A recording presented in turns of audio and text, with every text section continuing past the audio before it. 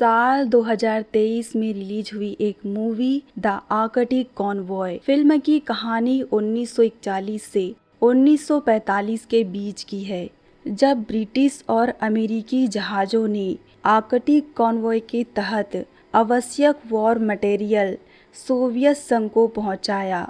जब जर्मनी के तानाशाह हिटलर ने सोवियत संघ को युद्ध में जकड़ लिया था। इस मूवी की कहानी इसी घटना के इर्द गिर्द बुनी गई है। मूवी की शुरुआत में हमें कार्गो शिप के कुछ क्रू मेंबर को दिखाया जाता है, जिन्हें कुछ देर पहले पता चलता है कि उनकी शिप पर हमला होने वाला है और वो सभी इस हमले से बचने के लिए लाइफ बोट तैयार कर रहे होते हैं। आगे हमें जहाज के कैप्टन स्कार को दिखाया जाता है, जो एक ब्रिटिश नेवी कैप्टन है, जो इस कॉन्वॉय को लीड कर रहा होता है। कैप्टन अपने क्रू को लाइफ बोट तैयार करने से मना करते हैं, क्योंकि उनको लगने लगा था कि शिप पर कोई हमला नहीं होने वाला। लेकिन फिर भी कैप्टन खतरे के अंदेशा को देखते हुए अपने क्रू से बाहर की सिचुएशन के बारे में पूछता है। उसकी जानकारी लेता है कि आगे उन्हें कोई खतरा तो नहीं। आगे हमें क्रू के एक सदस्य रागनिल्ड को दिखाया जाता है, जो इस शिप पर रेडियो ऑपरेटर का काम करती है। आगे रागनिल्ड को कुछ कोऑर्डिनेट्स मिले होते हैं। उस कोऑर्डिनेट को डिकोड करके कैप्टन को बताती है कि उनके शिप के नज़दीक एक जर्मन सबमरीन को देखा गया है, लेकिन अभी तक कोई हलचल नहीं हुआ है। समुद्र बिल्कुल शांत है। आगे कैप्टन बाहर निकलकर सोल्जर से कहते हैं, बाहर कुछ दिखा तो नहीं। बाहर हमें दो सोल्जर जोहान और सिगट को दिखाया जाता है, जो जर्मन हमले के अंदेशा से आर्टिलरी लोड कर रहे होते हैं। आगे जोहान कैप्टन के सवाल का जवाब देते हुए कहता है, हमें यहाँ अभी तक कुछ नहीं दिखा जिसे हम उड़ा सके।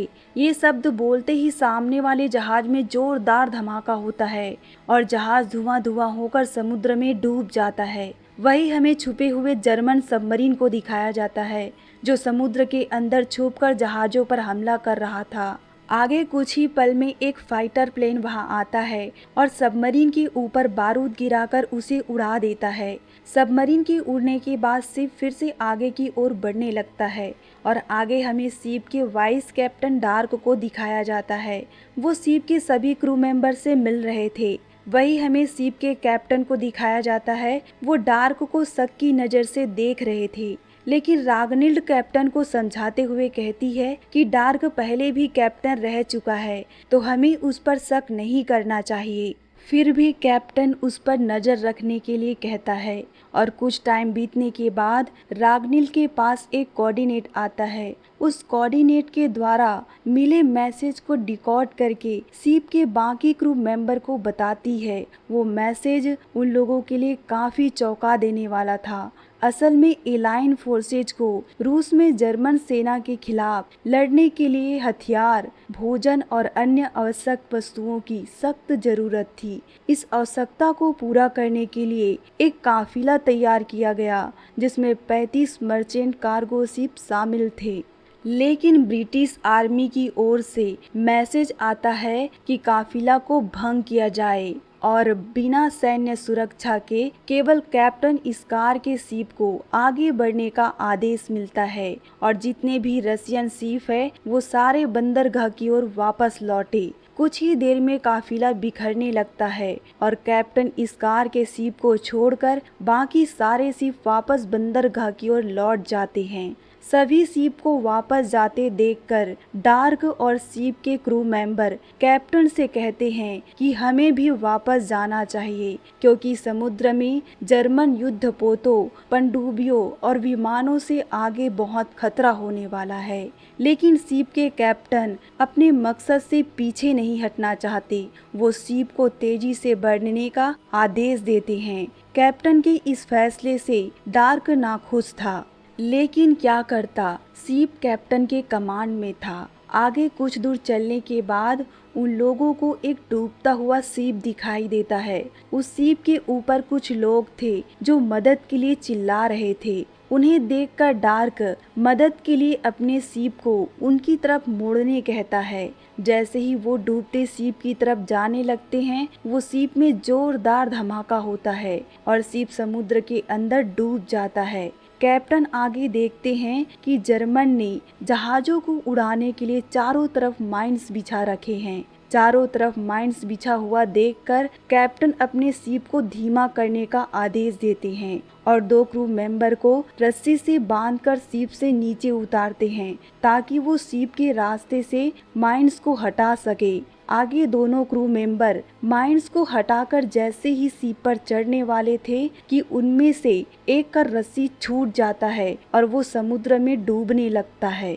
उसे बचाने की पूरी कोशिश करते हैं लेकिन वो पीछे छूटकर समुद्र में डूब जाता है। आगे इस हादसे का जिम्मेदार शिप के सभी क्रू मेंबर कैप्टन को मारने लगते हैं और उसे निर्दयी कहकर कोसने लगते हैं। डार्क भी कैप्टन को काफी बुरा भला बोलता है।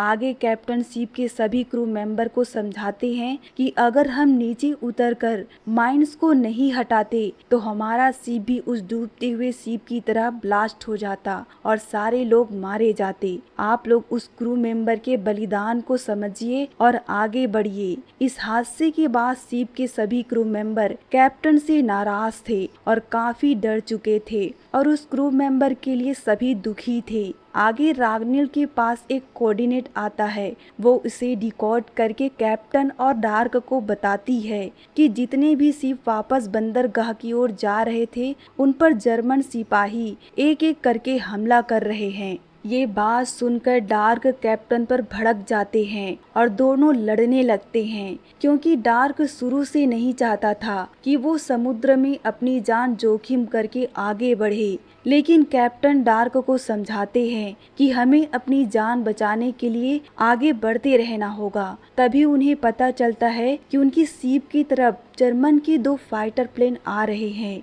वो अपने सोल्जर को लड़ने के लिए तैयार करते हैं और बाकी क्रू मेंबर को शिप के नीचे वाले हिस्से में जाने कहते हैं ताकि वो सुरक्षित रहे। आगे हमें दोनों सोल्जर जोहान और सिगर्ट को दिखाया जाता है। वो प्लेन को गिराने के लिए आर्टिलरी लोड कर रहे थे। जैसे ही प्लेन पास आता है शिप पर हमला करने लगता है। इधर जोहान भी उस प्लेन को गिराने की कोशिश करता है। उस फाइटर प्लेन के हमले से शिप को काफी नुकसान पहुंच रहा था। आखिरकार इतना जद्दोजहद करने के बाद जोहान प्लेन को गिराने में कामयाब होता है, लेकिन अब भी खतरा टला नहीं है। उसके पीछे से दूसरा फाइटर प्लेन आता है और शिप पर जोरदार हमला करने लगता है। वहीं शिप के बाहर हमें एक क्रू मेंबर को दिखाया जाता है जो इस हमले से काफी डरा हुआ है। आगे डार्क उसे देख लेता है और अंदर आने के लिए आवाज देता है, लेकिन वो क्रू कोई रिस्पॉन्स नहीं करता। इधर प्लेन से लगातार हमला हो रहा था। जोहान और सिगर्ट काफी हिम्मत दिखाते हैं और प्लेन पे हमला करके समुद्र में गिरा देते हैं। वो दोनों प्लेन को गिराने में कामयाब तो होते हैं, लेकिन उस हमले से शिप को भारी नुकसान हो जाता है। आगे डार्क बाहर डरे हुए उस क्रू मेंबर को देखते हैं। वो इस हमले से मारा जा चुका था। इस हमले में शिप के कैप्टन भी जख्मी हालत में नीचे पड़े हुए थे। असल में हमले के दौरान खिड़की के कांच का टुकड़ा कैप्टन के शरीर में जा घुसा था। उस टुकड़े को रागनिल बाहर निकालती है और कैप्टन के शरीर में टांके लगाती है। कैप्टन का काफी खून बह चुका था, इस कारण वो बेहोश पड़े थे। आगे डार्क रागनिल और एक क्रू मेंबर से कहते हैं कि हमें इस मौके का फायदा उठाना चाहिए। जब तक कैप्टन बेहोश रहते हैं हम आइसलैंड की तरफ लौट सकते हैं, लेकिन रागनिल और क्रू मेंबर डार्क के इस काम में साथ नहीं देना चाहते। आगे डार्क कैप्टन को कमरे में ही लॉक कर देते हैं ताकि उससे कोई न मिल सके और समय समय में डार्क कैप्टन को बेहोशी का इंजेक्शन लगाते हैं ताकि वो अभी के लिए होश में ना आए। डार्क को आगे पता चलता है कि शिप का इंजन खराब हो चुका है और वो केवल कुछ ही मील्स दूर चल सकता है। शिप को रिपेयर करने के लिए उन्हें 12 से 14 घंटे लगेगा। तब तक शिप को एक जगह रोकना पड़ेगा। आगे व्यूअर्स को दिखाया जाता है कि हमले में मारे गए क्रू मेंबर को बाकी सभी क्रू सम्मान के साथ विदा करते हैं। वही डार्क सभी क्रू मेंबर को समझाते हैं कि हमें आगे मिलकर काम करना होगा। क्योंकि सीप का इंजन खराब हो चुका है, वो ज्यादा दूर नहीं जा सकता, तो हमें बर्फ से ढके उत्तर दिशा की तरफ जाना होगा ताकि सीप को रिपेयर करने के लिए समय मिल सके और वहाँ जर्मन हमले का खतरा भी कम रहेगा। डार्क की इस बात से सभी क्रू मेंबर सहमत होते हैं और उनका शिप उत्तर की तरफ निकल पड़ता है। आगे हमें बर्फ के मोटे मोटे चादर से ढका हुआ समुद्र दिखाया जाता है। वो अपने शिप को एक जगह रोकते हैं और रिपेयर करना चालू करते हैं। आगे जब डार्क शिप में घूम रहे थे तब कैप्टन के कमरे का दरवाजा खुला हुआ देखते हैं। वो जब कमरे के अंदर जाकर देखते हैं तो कैप्टन वहाँ नहीं थे। इसका मतलब कैप्टन को होश आ गया था। आगे डार्क क्रू मेंबर के साथ मिलकर कैप्टन को ढूंढते हैं। कैप्टन हथियार रखे गए कमरे में छुपे थे। वो डार्क को अपना दुश्मन समझने लगे थे क्योंकि कैप्टन को पता चल चुका था कि डार्क उसे बेहोशी का इंजेक्शन लगाता है। आगे डार्क कैसे भी करके कैप्टन को समझाते हैं और शांत करवाते हैं। तभी उन्हें पता चलता है कि सीप की कुछ दूरी में एक जर्मन फाइटर प्लेन को देखा गया है। कैप्टन देर न करते हुए सोल्जर को गन तैयार करने का ऑर्डर देते हैं, लेकिन उनके सीप के ऊपर का गन जम चुका था।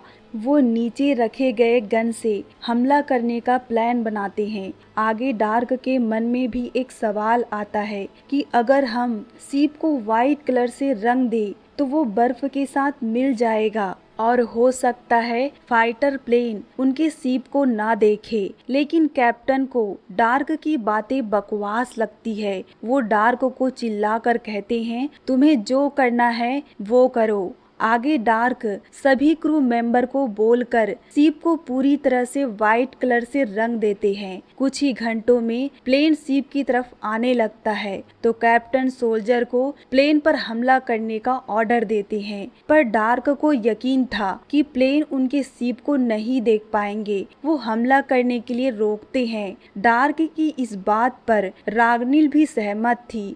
वो भी हमला करने के लिए रोकती है, लेकिन कैप्टन किसी की भी बात नहीं सुनते। वो चिल्लाकर हमला करने कहते हैं, पर सोल्जर इस बार कैप्टन की बात न सुनकर डार्क की बात सुनते हैं और प्लेन पर हमला नहीं करते हैं। आगे प्लेन सीप के ऊपर से गुजरकर चला जाता है।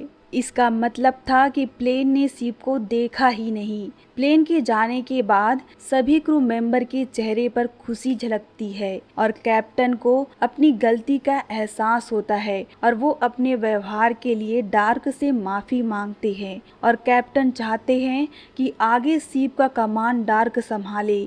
आगे कैप्टन डार्क से कहते हैं कि अब तुम चाहो तो वापस जा सकते हो, लेकिन अब डार्क का फैसला बदल चुका था। वो पीछे जाने की बजाय आगे जाने का फैसला लेते हैं। अब उनके सीप का इंजन भी ठीक हो चुका था। वो आगे की ओर बढ़ने लगते हैं। कठिन हालातों और जर्मन हमलों के बावजूद वो अपनी जिम्मेदारी निभाते हुए अपनी मंजिल तक पहुंचते हैं और अपना मिशन पूरा करते हैं। इस तरह ये कहानी खत्म होती है। दोस्तों, अगर आपको इस मूवी की कहानी अच्छी लगी तो कमेंट कर जरूर बताएं। साथ ही हमारे चैनल द एक्सप्लेनर 23 को सब्सक्राइब करें और वीडियो को लाइक करना ना भूलें।